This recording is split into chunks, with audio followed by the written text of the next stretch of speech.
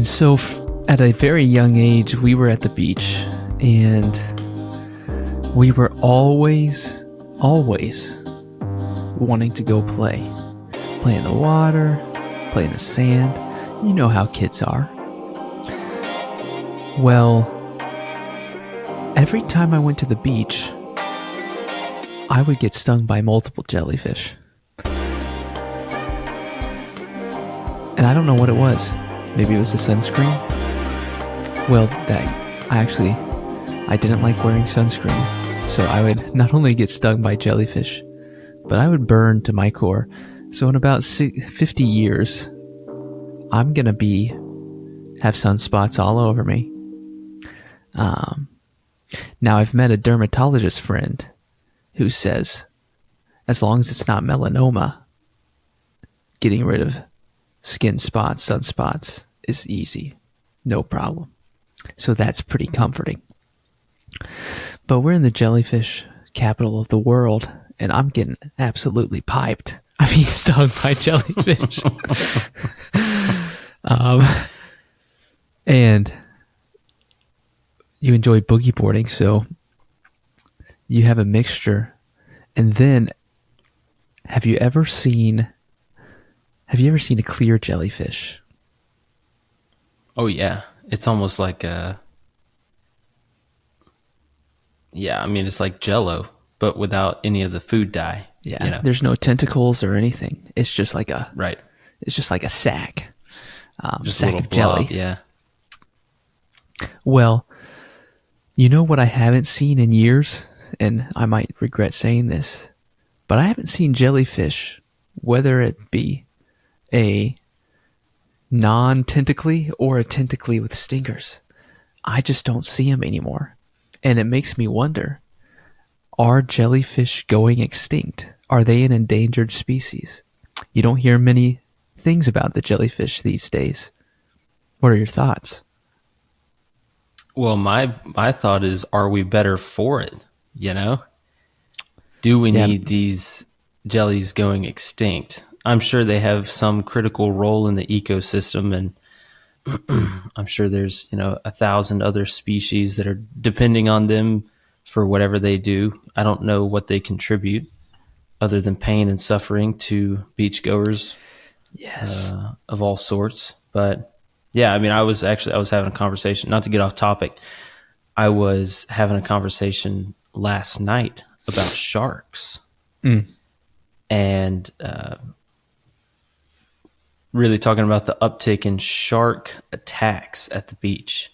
And I said, look, we got a lot of folks out here fighting shark extinction, and it sounds like we need to take those people out. We need to get the sharks and get their numbers down to a critically low number, because they're attacking people all over the place. But back to your jellyfish comment, I think if they all went away, I think our lives would be better, but I don't know about the rest of the marine and aquatic wildlife. Yeah, I'm doing some research, which is not really something we do here at the Quite Frankly podcast.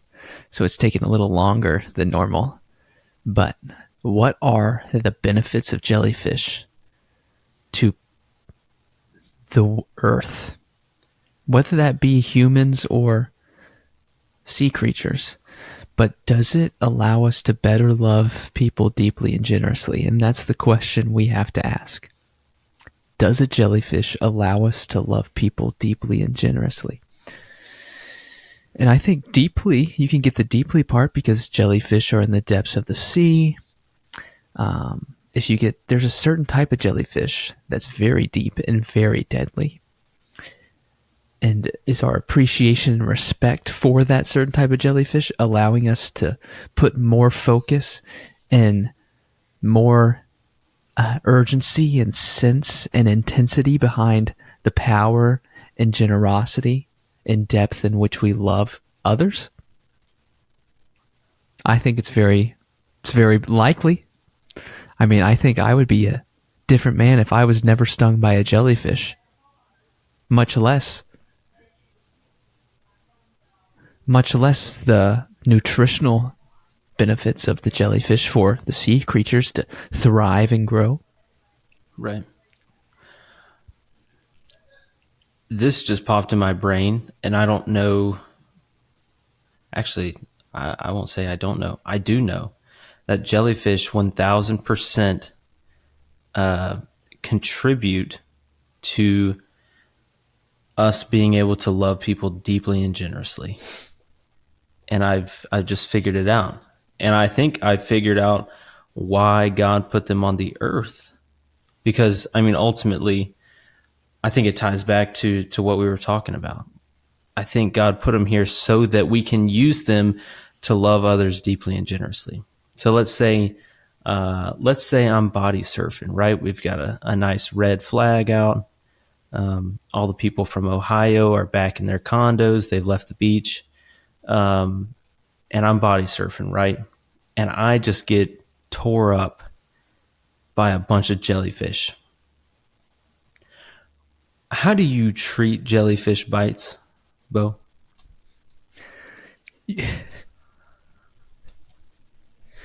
Usually a nice massage. A nice massage with some oils. I've seen ice be done.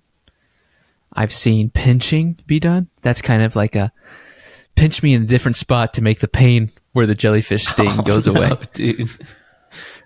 Maybe rub a penny on it. Those are all false. I Kissing? think you're beating around the bush. I think you might. Bush here. I remember now. I think you have to pee on it. Human urine is the only antidote to jellyfish venom, stings, whatever you want to call it. And I think that's why they're here. Look, if I get stung by 20 jellies while I'm out body surfing, I'm going to say, Bo, I hope you had a lot of, whatever your drink of choice is for lunch, because I need you to come over here and just drench me with urine, as they call it. So I think that's how we can love others deeply and generously, thanks to jellyfish. There's a stranger, he's been demolished, as you said, piped by jellyfish all over his body. Look, I think it's our job to step in and say, hey, brother, I love you. Love your neighbor, right? It's my duty to love you. And in loving you, I'm going to pee all over you. And then the generously, I think, is directly correlated to, hey, did you have half a glass of water at lunch? Or did you go down to the Tom Thumb and get a dang big gulp and fill it with Mountain Dew? Because if it's the latter, then you can love much more generously in that situation. Yeah.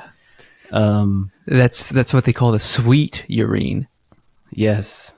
And the Mountain Dew, it's kind of like the hot chicken we talked about last week. Yes. It's the same color coming in as it is going out, And the carbonation, it never really ends, if you know what I'm saying. So we can deeply love people by choosing to say, hey, I'm going to urinate on you, brother, because I love you, right? Or sister. And we can love them, or sister. And we can love them generously by saying, hey, I'm going to stay hydrated in case of this situation. And with me being well hydrated, I'm going to be able to maybe spread the love isn't the right word, but I'm going to be able to cover a lot more surface area with my tinkle, so that I can kind of help you with this predicament you've got yourself in. Yeah, it's kind of like an anti-venom concoction, is why would you not want as much anti-venom as possible? That's just playing the safe game. And our body makes it naturally. That's the thing. Precisely. And I think you bring up a good point is I think a lot of people stay hydrated for their own selfish benefit. But when you look at it through the lens of, I am staying hydrated so I can be ready to protect those who have been hurt, that's a sacrifice. Because there is a potential you could overhydrate for that person. And that's just a sacrifice we've got to be willing to make in order to love people deeply and generously. And I wanted to share some interesting facts about jellyfish that might help us understand where they're coming from better, because I think oftentimes a jellyfish stings you. You think, we need to get rid of that jellyfish. I want to strangle and kill that jellyfish. Well, I want to bring a perspective of life onto the jellyfish. Number one, the box jellyfish is the most deadly jellyfish. It's only in the Philippines, they say. About 20 people die from it per year, which is quite a bit. It's quite... Here's the second thing, is jellyfish are not fish. And biologists have long preferred the name to just be jelly or sea jelly. Oh. Yeah, marine biologists want them to be called sea jelly. You ever see that? Did you see that sea jelly over there? I got stung by sea jelly. That's a big sea jelly. They're like, who's sea jelly? Yeah. And why are they so big? And why are they going around stinging people? Right. All right. Jellyfish have tentacles that release a toxin when they're touched. And they explode. That toxin explodes and gets inside your pores. And thus causing pain, thus requires the need for urine. Jellyfish cannot live forever. That's a common misconception. I think oftentimes we think jellyfish are impenetrable beings that can live eternally, at least until the Lord comes back.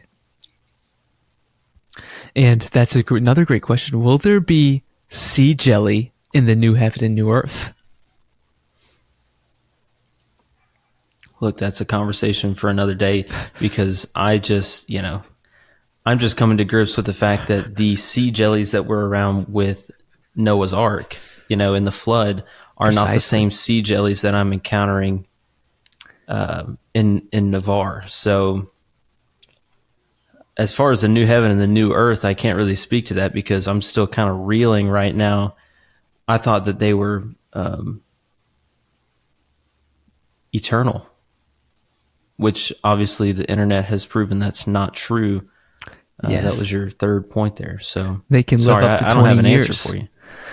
But here's a question. Because in the new heaven and new earth, there will be no sin. There, everything will be made whole. Everything will be made full and perfect. So let me ask you this: if a sea jelly exists in the new heaven and new earth, will it sting a person? No. So you think stinging people is an imperfection of the sea jelly? On the contrary, I think stinging people is a response to predators trying to possibly eat these sea jellies, slather them on a PB&J. There's all sorts of predators that these sea jellies have, and I frankly don't blame them for having the tentacles and doing the stinging. But I think if there are sea jellies in the new heavens and the new earth, I don't think that they would have any need to sting. Similar to in the garden, Adam and Eve, they lived in harmony with all the animals. Can you imagine just walking side by side with a grizzly bear and it not, maybe holding its cub? Its cub is riding on your back like a backpack, and the mama bear doesn't rip your face off. I mean, that's what we're talking about in the new heavens and the new earth right there. So I don't think there'd be a need for any stinger. I think they'd just be floating along and, praising the Lord. Yeah, absolutely. And I mean, we've long talked about my desire for having a baby bear as a pet. And how beautiful would it be to graft in the family just as Christ grafted us into his family. And in this beautiful, perfect, consummated relationship. And I think when we go back to looking at jellyfish and we are asking the question, do jellyfish die? Yes. Well, usually death is painful. Well, do jellyfish experience pain? Because we've talked about killing jellyfish, we've talked about harmonizing with jellyfish, we've talked about are jellyfish any good, and we've discussed that. But can they feel pain? And the research shows that they do not feel pain in the same way that humans would. Right? They don't have a brain. They don't have a heart. They don't have a bones or a respiratory system. In fact, jellyfish are 95% water, not to be confused with a cucumber or a zucchini, which is 98% water. They only contain a basic network of neurons that allow them to sense their environment, kind of know what's going on around them. And if we know anything about jellyfish, at least the ones, not the ones in the depths of the ocean, but the ones on the shores of the beach, these jellyfish are just riding along with the waves. They're going with the flow. You're never going to find a jellyfish going against the grain because they're not strong. And that position of humility allows them to work with the way the waves are crashing. And I think that is just a phenomenal word of advice. Be like a jellyfish. Go with the flow. Let the waves guide you. And even further, let the creator of the waves guide you. Do not go against the flow and the grain of the creator of the waves. And in that way, I believe we should be like a jellyfish. And yeah, go for it. You were going to say something. I was just going to say, when you say going with the flow, I think a lot of people tend to think of, going with the flow of, secularism, things of that sort. So I think I would liken it more to the sea jelly. It lives a life of submission, right?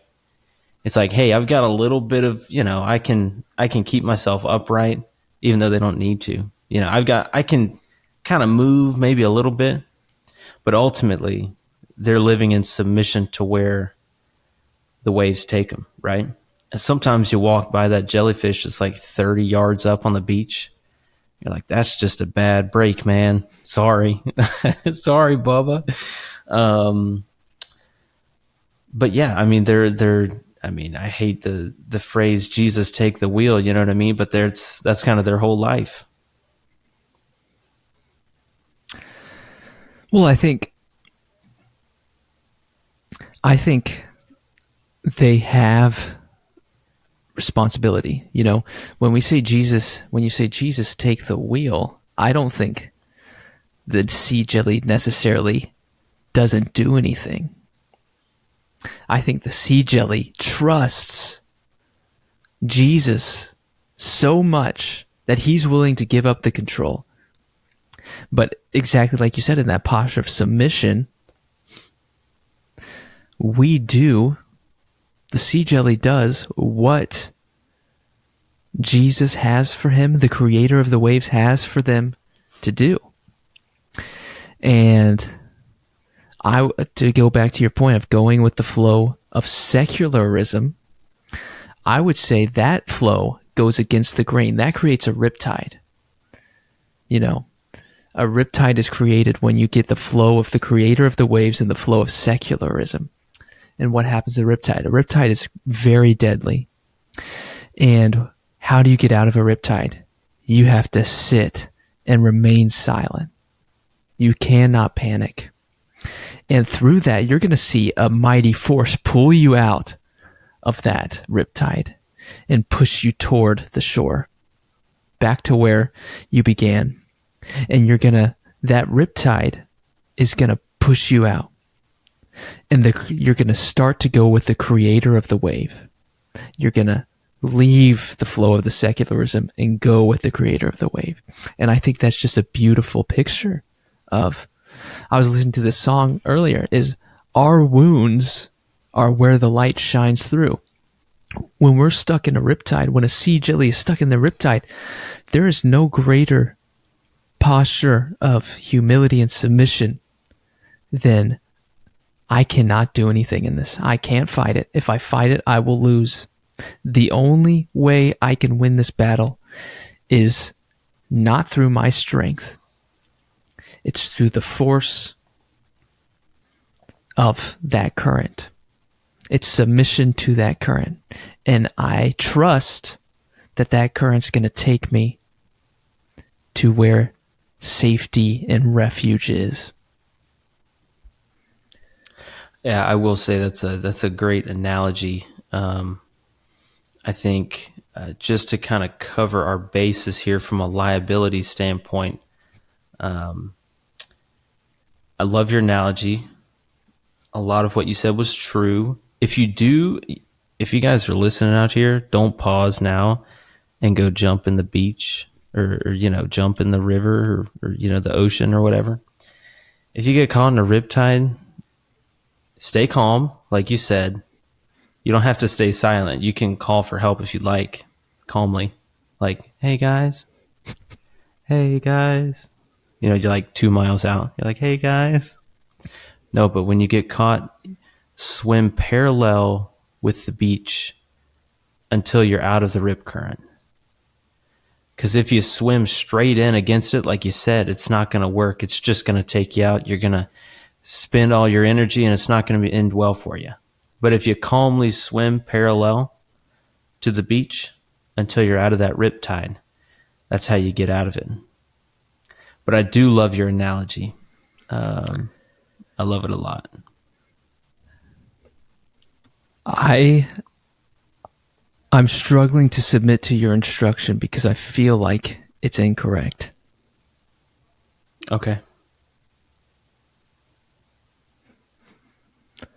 Now I'm researching how to get out of rip current, because for quite some time I was thinking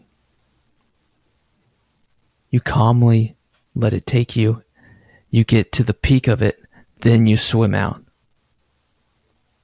Yeah, I mean, if you let it take you, you're going to end up 2-3 miles offshore, and it's not, then you never get found. But if you calmly swim parallel, because you're not swimming directly against it if you're swimming parallel to the beach, So if you just, hey guys, do that every once in a while. Hey guys, I'm in a rip current. That's the way you do it. At least that's the way I've always been taught. And I don't want to come from a place of privilege, having, being born and raised close to the water. But last time I checked, the biggest body of water you were born by is Lake Worth. Is that correct? Lake Worth? Is that big body of water right there by where you were born? So we have two options. Oh, okay. You can either swim out of it, or in the middle of it, you escape to the side. That's what it says. So it seems as if we are both correct, but like you said, you may just be swimming a little longer if you were at the peak, if you swim out of it more toward the ocean. Yeah. You cannot swim to shore straight up. No. But I kind of like your idea. You kind of do a little reverse psychology on the rip current. You say, oh, you want to take me out to sea? Oh, yeah? I'll swim out there on my own. I'll put the wind at my back and swim out there. You think I care, dude? I'll go 30 miles out there, rip current. Yeah. All right. Hey, chill out. And I'll tell you, the rip currents here aren't too long. They're probably a couple 100 yards. No, nothing your body can't handle. And I think going back to the sea jelly, is, how does a sea jelly contribute not just to our ability to love people deeply and generously, but to the ocean, to marine life? Well, let me share that with you.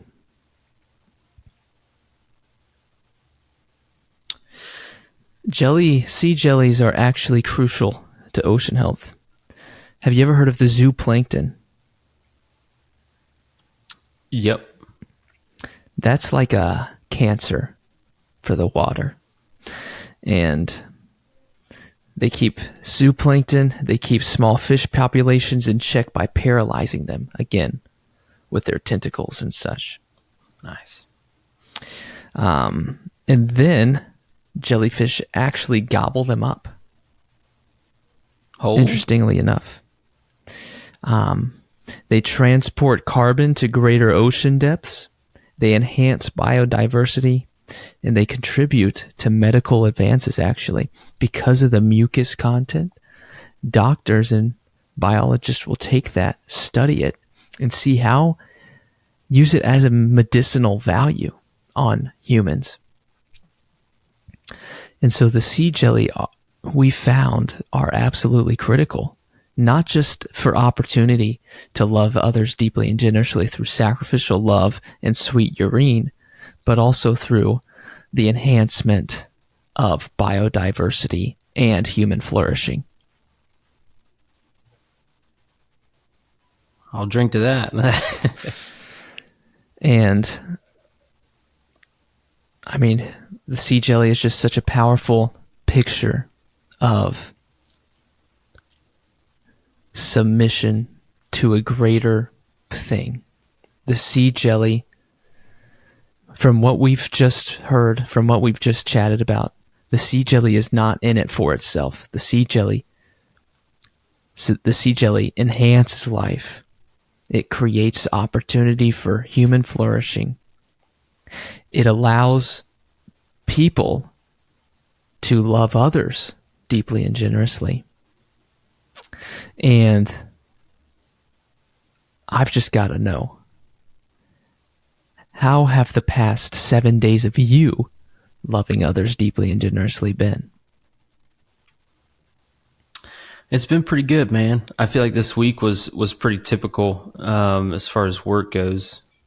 5 whole days of work. Pretty tough. I think we need to go to the European model and just work 2 days a week.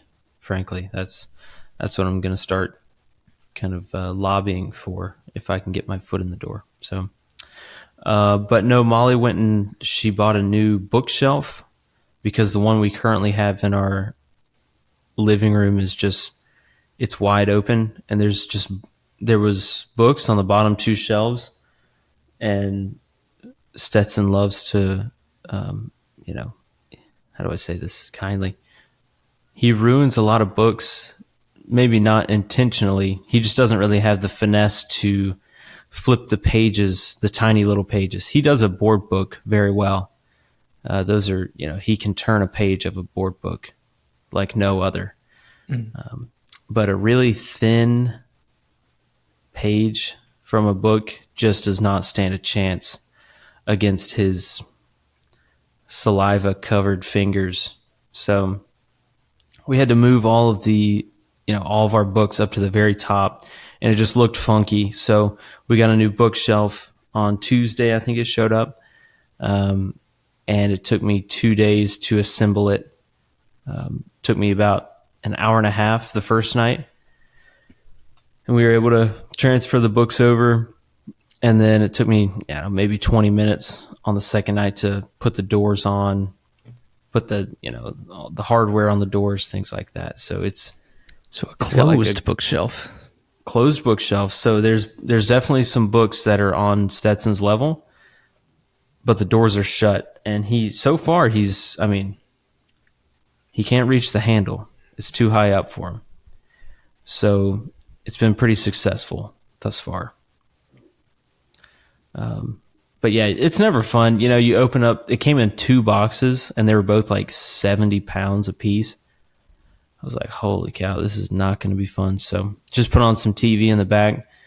And yeah, it was probably a solid 2 hours to get it built, and it was just not fun at all. So, but once you accomplish it, you're like, man, it's kind of a sense of achievement, but at the same time, it's more so just, oh man, I'm so glad that this is just over, personally. So that was Tuesday and Wednesday night. Thursday was pretty typical. Friday night, we had some friends over for dinner. Anna and Tommy Bonds. They came over. We had some Caribbean sausage and rice, which I'm sure you've had that several times in your life. And it never misses. Oh, no, never. I mean, Molly made it. She does a great job at making it. But at the same time, it's a pretty simple recipe. That is just consistently easy good for you to say as someone who doesn't make it. No, that's why I really kind of stopped myself before I said it. It's got more steps than making a sandwich, for sure. But she put a lot of hard work, and she put her heart and soul into it, and it turned out really well. For dessert, I'll give you a couple of guesses on what we had for dessert. How about that? We'll make that interesting. 2 guesses. Oh. I'm going either Nestle Toll House chocolate chip cookies or a brownie trifle. You got it. Brownie trifle. But I will say those are really good guesses. That's probably, for dessert, that is probably an 85% success rate there for choosing those 2. So I think brownie trifle is one of the great things in the world. Oh, yeah. Oh, yeah. And you just, after your guests have come and gone, like the next day, we're just hanging out, Stetson's taking a nap, you just go grab the brownie trifle. There's no Zach Allen coffee cup nonsense on this one. I just grab the trifle dish. Yeah. Grab the trifle dish, bring it over to the couch, and just go in on it, Grab a spon. Here's a spon. Spons for everyone. Take the spon and the trifle. So it was phenomenal.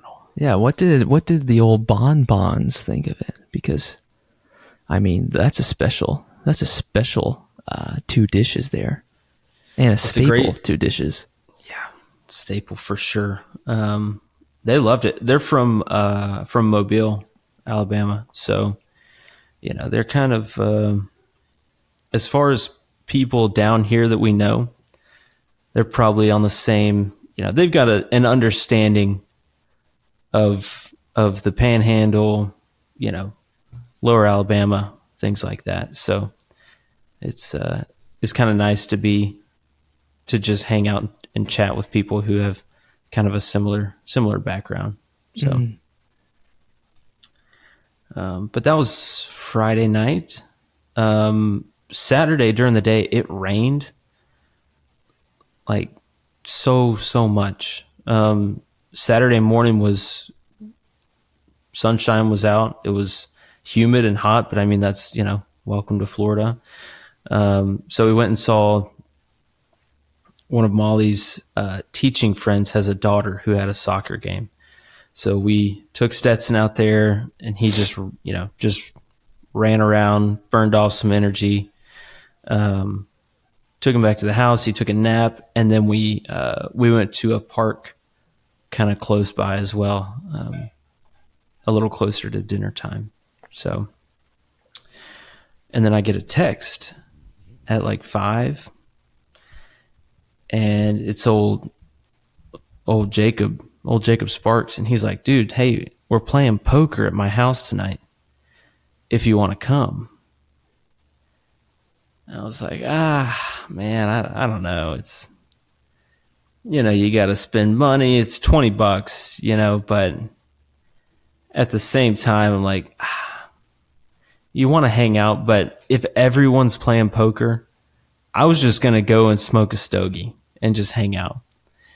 And then I realized like how weird that would just be, just like hanging out off to the side. They're all having their own conversations. So I was like, yeah, I'll go, whatever. And I've played poker one other time before this, and it was like 3 years ago. So I step up to the table. They're like, hey, how's it going? There was a couple guys there that I didn't know, and they're all, they know how to play poker, and I very clearly do not. And so I sat down and I was like, yeah, I've played poker one other time, and it was 3 years ago. And one of the guys was like, I never believe anybody that says that because they're liable to take all my money. Like, that's probably smart. And then I had to deal. Like, I was the dealer first. And so I can shuffle, I can shuffle with the best of them. And then I just start doling out cards and immediately mess it up. Oh, you got to burn one and then flip. So we had to start the whole round over. And he was like, oh, dang, yeah, he actually has no clue what he's doing. Like, correct. You all need to tell me what to do the entire time, please. So out of 6 guys, I was the 4th one to go out. So it was honestly, I think Jacob went out first. I played a little. It is tough. It is tough, especially when you organize the event. But I played kind of conservatively. I don't know the flush straight house. I don't know if royal house, full house, whatever it is. We're going to have to teach you that. We're going to have to teach. See, you know it, I guess.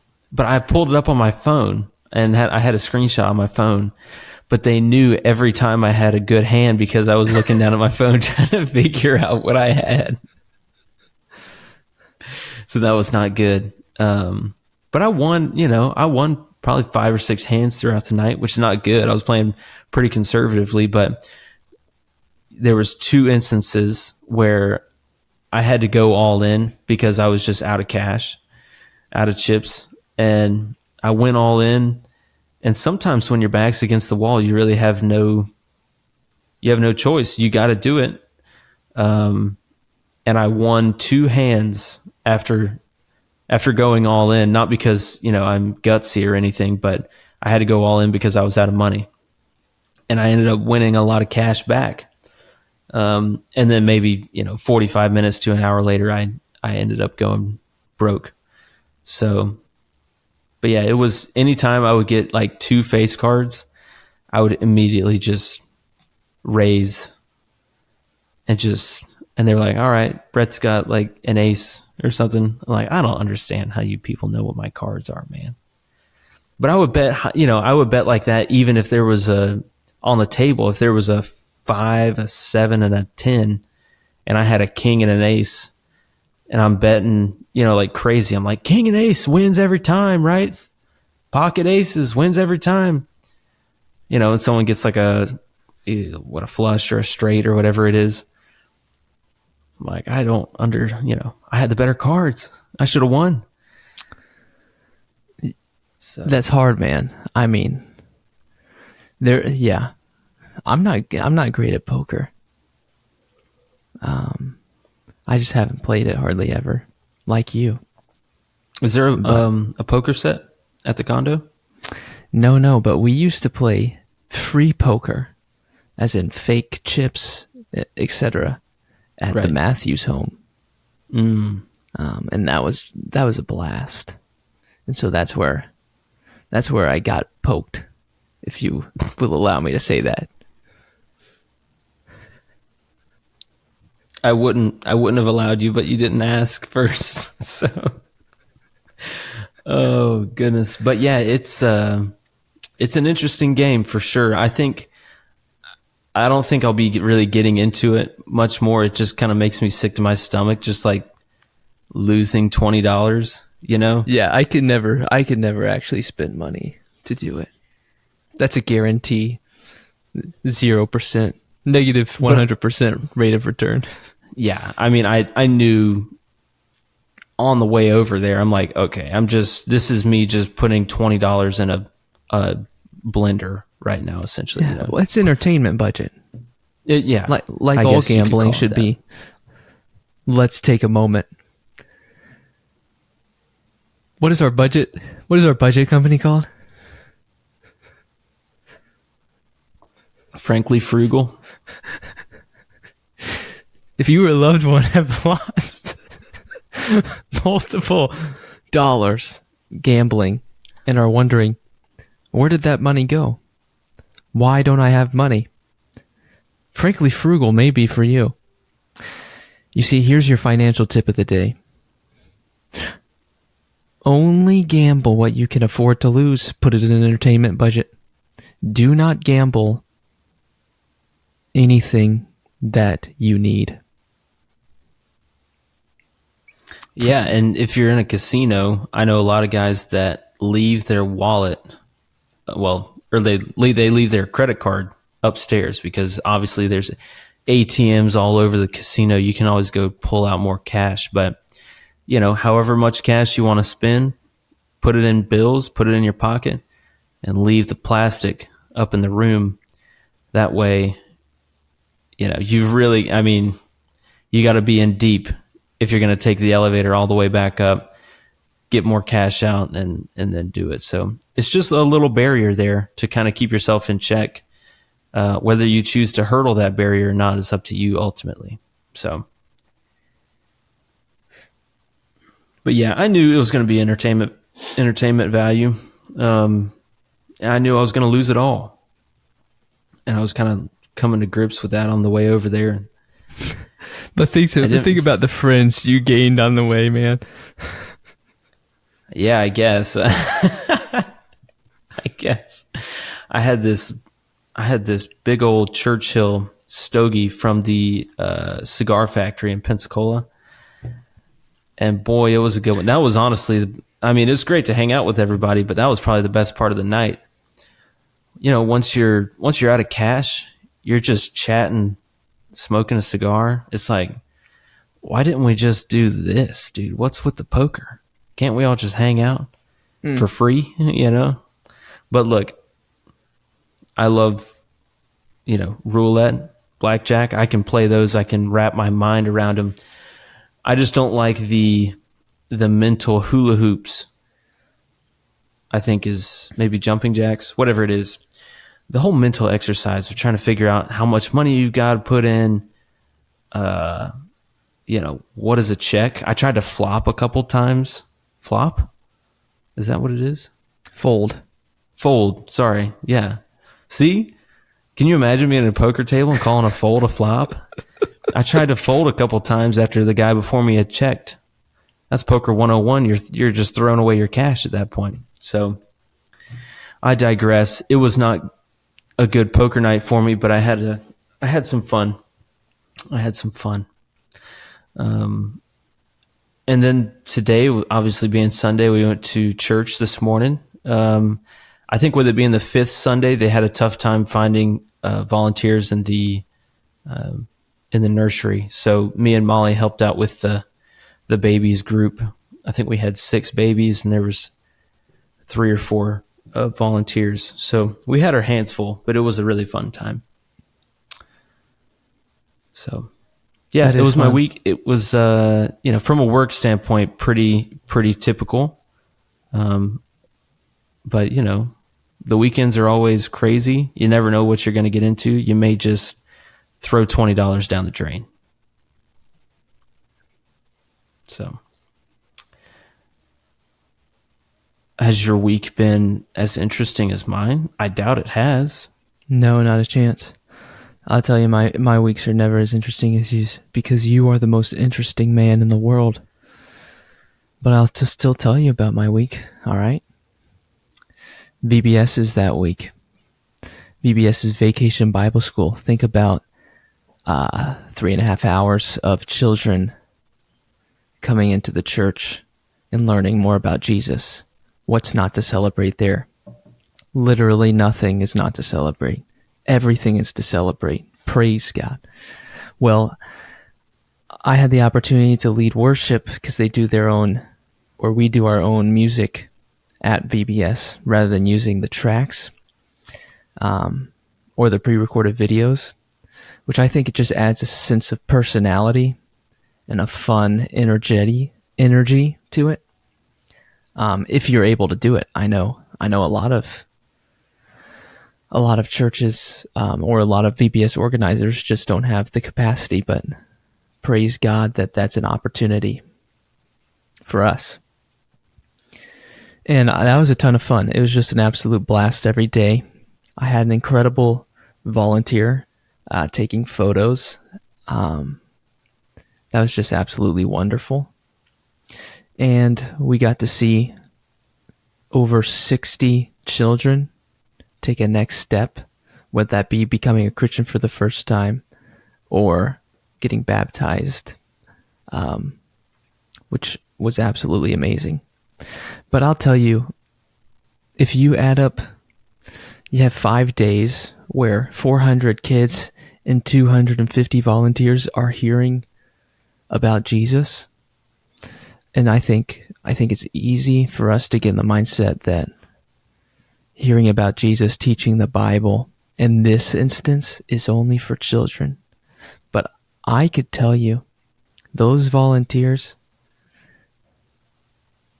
in general, people in general, when you're teaching kids the Bible, you need it just as much as they do. Whether you've been a Christian for 75 years or whether you are completely opposed to Christianity, we each need it just as much as the other. There's not going to be a point in our lives where a seasoned, if you'll allow me to say that, Christian needs the gospel less than someone who rejects Christ. No. They need it the same every single day. And so that's something to celebrate, is for 5 days straight, there was a room filled with children and adults who heard more about Christ. And it's just amazing, encouraging, and challenging. So that was a VBS on a grand scale.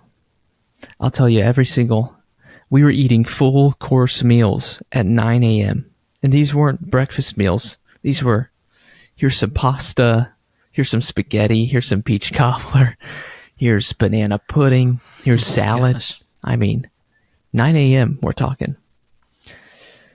And I'm not complaining because it was absolutely phenomenal. Some refer to it as the Baptist Cruise Line, the stationary cruise. And that's really a lot of what it felt like. But that's just the snack or break room.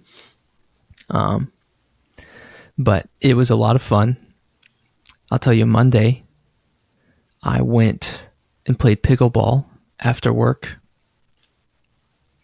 with the Big Red Machine and then Ryan and Megan Mert. And then we went to Chewy's. You see, Ryan and Megan Mert have not been... I take that back. They haven't been to the post-pickleball Chewy's experience with the small chicken tortilla soup and the creamy, as our waitress called it. Would you like more creamy? Oh. To which we respond, I like that. Creamy jalapeno? And she says, yes. And she returned and gave us multiple. Here's more creamy, and please don't stop. Please keep bringing the creamy and the chips as much as possible. Do not stop. Whatever, we could be folded on the floor. And if the chip basket is empty, we need more. I promise. And so I think we knocked out 8 baskets of chips. Now there were 4 of us.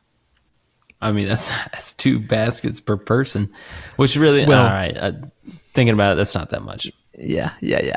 And you know how they get the shovel at Chewy's? They were using an overflowing shovel for 2 baskets. Okay. I'm used to one normal shovel per basket. Yeah, So yeah, you're saying it's really like a half shovel per basket. yeah. But it was still absolutely delicious. Anyway, Tuesday rolls around. We wrap up our study in Zephaniah 3 9 through 20, in our life group Bible study, which is just this is a group of young adults studying the Bible together. And that was phenomenal. Our next book is Malachi, but we specifically studied the promise of restoration after the people of Judah continually reject and refuse to repent.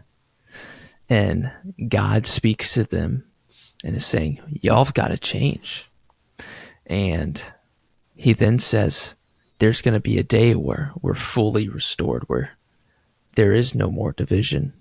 And some of that is fulfilled through Jesus as the great sacrifice, the creating the opportunity to be fully restored. But we have a great responsibility here on this earth today to contribute to that kingdom, because God is at work at his kingdom. He's not stalling. He is active. And we have an opportunity and responsibility to be a part of that. And that's challenging.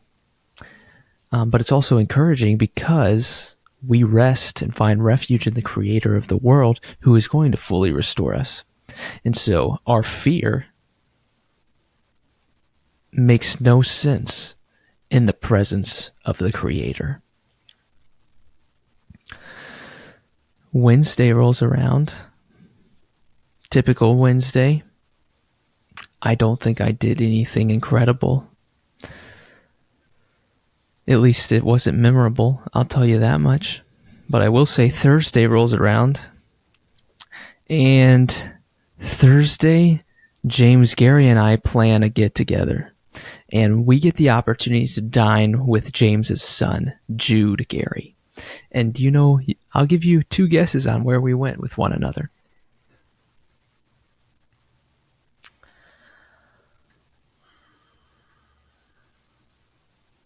I'm going to say Las Margaritas is first guess. Is that right? What's your second guess? I don't think I need a second guess. I think Las Margaritas is right. But my second guess, I'm kind of on the fence between, oh man, you may have doubled up on the Chewies, but I'm not going to bet on that. I'm going to say maybe Las Carretas, maybe Waffle House, because I know you've done some Waffle Houses with Jimmy, but I think you're going to go Mexican. So I'm going to say Las Margaritas is one. Second guess. Oh, that's so tough. I'm going to say probably Las Carretas. Yeah. You were right. It was Las Margaritas. Chicken Lisco, double rice, no beans. Pronto. And Pronto. You just say that to the Pronto. hostess. She's not even a waitress. She's like, how many? You're like, chicken Lisco, double rice, no beans. Pronto. She's like, I have no clue what you just said. I will tell you.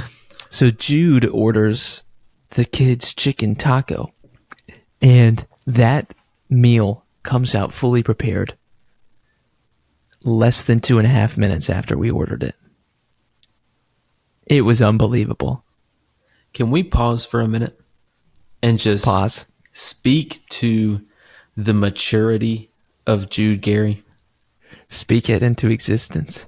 How old is this young man, if you don't mind me asking? Well, that might be a little too much information for the internet, but all right. He is a child. The number starts with F and ends in Ive. Okay, that's what I thought. He is 59. I know a lot of kids his age that would go chicken tender and mac and cheese at a Mexican restaurant. Too many. I would say probably 90% plus of the U.S. population of his age. But I mean, just the culture, the maturity. And he's getting a chicken taco? Chicken taco, man. I mean, can we say raised right? I think it's Can't say probably an raised white. understatement. Probably an understatement, honestly. But yeah, I mean, you could go on and on, but I think it just speaks for itself. This kid's getting a chicken taco at a Mexican restaurant and not chicken tenders. I thought you were going to say chicken tenders, I'm going to be honest. And not chicken tenders with mac and cheese. This kid's going places. He's going to be a CEO one day. I think he's already read a couple Spurgeon biographies. He's, he's moving different, so to speak. Yeah. Most of our conversations revolve around eschatology, how the world is going to end, when the world is going to end. And then, exactly like you said, Spurgeon, C.S. Lewis, those kind of guys, A.W. Tozer. Is he pre-dispensational? Is that what it is? He's a dispy, as the street kids call it. I mean, that's what as the said. Gangsters call it. I'm a dispy. I believe he would categorize himself as a prehistoric dispensationalist. Okay. Interesting. But yeah, the kid's brilliant, and he's an intellect. Jewel. So we celebrate that time. I celebrate any time I can get with Jude Gary, or any Gary for that matter. Anyway, then my allergies set in. All right.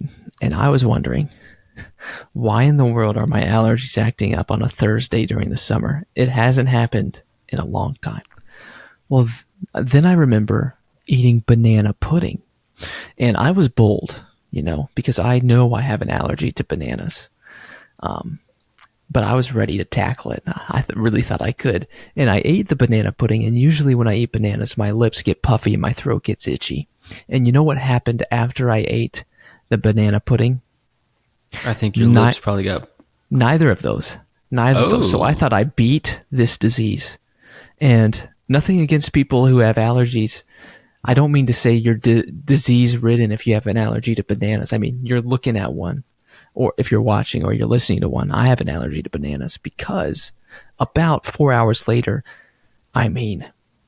allergy galore. Nose was running out of nowhere. I was like Niagara Falls. I couldn't control it. It was weighty. It put me down. I took multiple Benadryls. It did not work. So the bananas were running through me.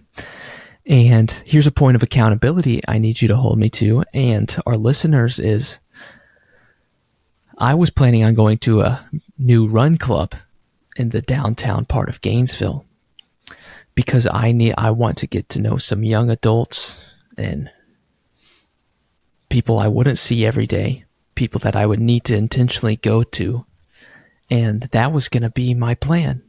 Well, my allergies were so bad, and the Benadryl kicked me down so hard that I had zero energy to even run. And so that was sad, I'll tell you that much. And so that takes us to Friday. I sleep it off, we're feeling good. And then last day of EBS, just a crazy day. So I spent all of it at work. And then when I got home, I packed for where I am right now. I am at Navarre Beach.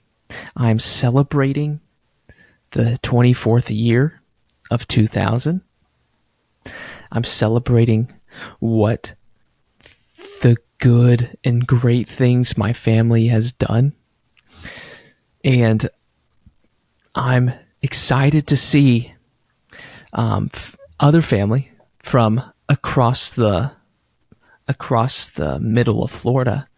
And we're going to see everybody tomorrow.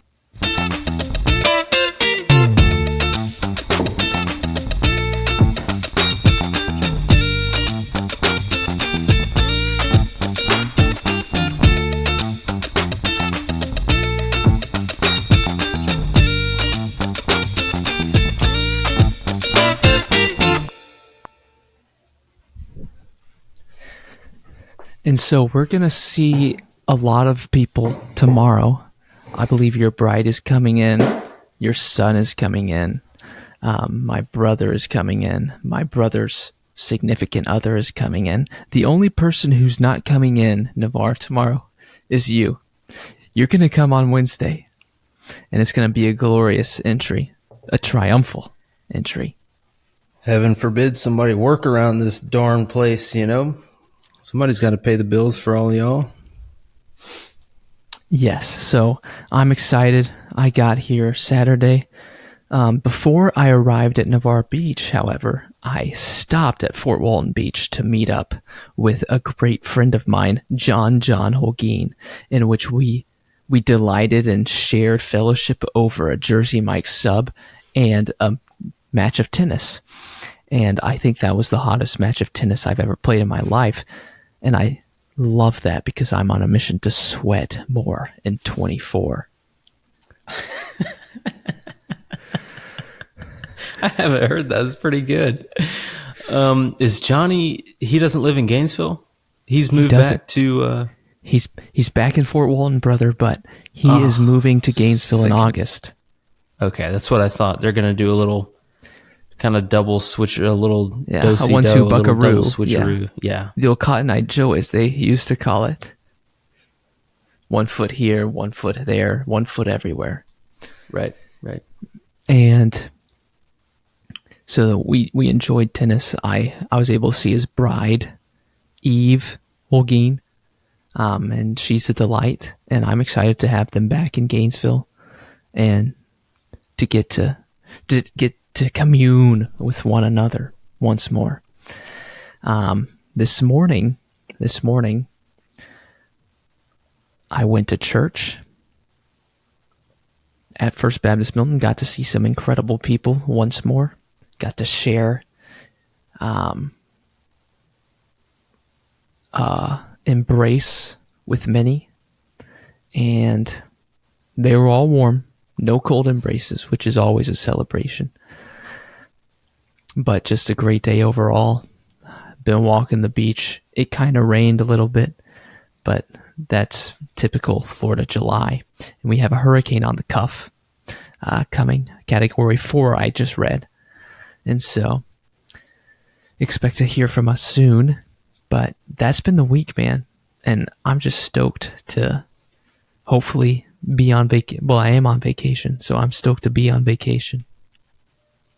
Stoked to enjoy the beach. Stoked to be with the family. And stoked to see you in person.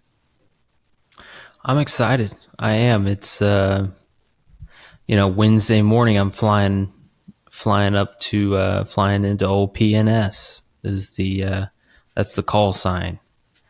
Love that about Pensacola. They really do a great job with their aviation there. Birthplace of naval aviation. And the call sign is PNS. That's awesome. I get in at 7 o'clock. I'm leaving Orlando at 6:30, which means I've got to drive 2 hours there, which means I've got to also be there maybe an hour and a half to go through security. So I'm looking at a 2 a.m. wake up time on Wednesday just so I can be there. You know, if you're taking off work, you got to make it count, you know? So I get into Pensacola at 7 a.m. and, I'm probably going to have to take some caffeine of some sort, whether that be an energy drink or several coffees, or maybe an ice bath. I know there's all different types of way of waking yourself up and keeping that energy and the endurance going. But yeah, it'll be an interesting time. And I think we're going to have some subscriber only content while we're there. I know there was a huge outpouring after after we made our special brownies in the last, not the last, but two episodes ago with our subscriber only content. Yeah, it's going to be awesome. I don't want to divulge too much into what we're going to be making, but it's going to be another cooking video, and it's going to be a little more intense than the brownies that we made. So yeah, I'm pretty excited about it, and that's an understatement, honestly. So I don't know if you have any input, if you have any other plans outside of the cooking instructional videos for subscriber only content. Just celebrate our time together. I mean, I think cooking and instructional videos are going to be great. But really, I think the listeners have an incredible opportunity to tell us what to do. And so if you're listening to this on Monday or Tuesday, I'd recommend dropping us a line, sharing with us something you'd like to see. Keep in mind, we're going to be at the beach, and it's going to be great. We got a lot of cool stuff we're going to do. We got different projects going on, some for the Unity Party that we're going to complete. It's going to be great. But that's just something to look forward to a little, put some spice in your life. Well, have you seen any songs of the week recently? I haven't seen any songs of the week, Okay. but I have listened to some songs of the week. Unless you consider listening to be seeing through your ears, then I have been seeing a song of the week. Well, I think our mind processes things through images. So we want to create a story in our mind. We want to imagine something. I think whenever you're reading about Jesus, for instance, you're creating a picture in your mind. Whenever you're hearing the word of God spoken, you're creating a picture in your mind of what's happening. And so I think when we hear something, we are gifted with an incredible mind, whether it be fully developed or not, whether you have full cognitive function or not. We are gifted with a mind that envisions what we hear. And so as you're listening, I believe you are seeing something. And so that is what I meant. Awesome. Well, yeah, I've been tasting this new song this week. It's called "West Texas in My Eye." It's by William Clark. That's Green. fitting. You're seeing West Texas. Yes. And it's got some other folks in it, the Panhandlers and some other guys. But yeah, it's pretty good. I say that about every song of the week. It's pretty good. But yeah, I'm excited to add it to the list. So how about you? Yeah, I'm excited to listen to that. I've never listened to it. And for my song of the week, I'm going to say Who Else by Gateway Worship and Abby Gamboa. And it's just a great song. It's a good song, as you would say. Good listen. Good sight. Good taste. Good smell. Anything but hearing. It smells so good. But any final thoughts for our listeners before you go? No, I don't think so. I'm just, I'm excited about the next week. We're going to get some serious content done for our subscribers. And yeah, I mean, just a final plug for merch and for subscriptions. We're really close to being self-sufficient. We talked about this last week. We're incredibly close, folks. And if you're teetering there on the edge, we'd love for you to kind of step out and make our day, because it's going to be a serious celebration. And if we get it in this next week, then maybe we'll shoot a special episode to kind of commemorate that. But yeah, buy some merch, subscribe, or leave a good review and a comment. We'd love to interact with you folks. We've got a voicemail link, I think, in all of our platforms. We have to where you can write a question. We'll do a little Q&A, or we have a link there where you can send a voicemail in, which we've literally had 0 in the entirety of this podcast, and we're almost a year in, we've had no voicemails. So if you're listening and you're thinking about it, just do it, because it would add a whole new layer of interaction between us and you, the fans. You couldn't have said it better. And as you were speaking, I remembered something we didn't talk about and we're not going to talk about because we're out of time. But it is such an important part of who we are and creating loving people deeply and generously is the presidential debate this past Thursday. And again, we're not going to talk about that. We might shelve it, bookcase it, close the new bookcase door on it, and save it for later, but we're not going to talk about it tonight.